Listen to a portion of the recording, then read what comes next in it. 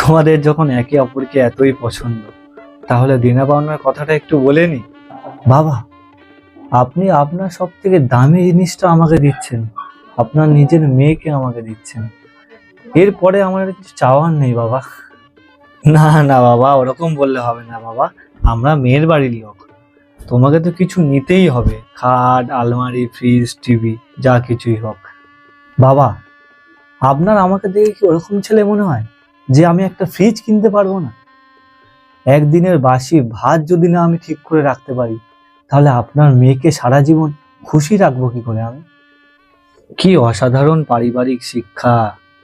ওগো শুনছো, আমরা খুব ভালো জামাই পেয়েছি গো।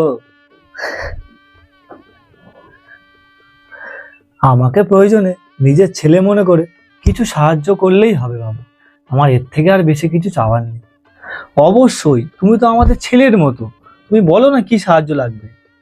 বাবা, ওই একটা ছোট্ট ব্যবসা শুরু করব, যদি 60 লাখ টাকা দিতেন। শুয়োরের বাচ্চা!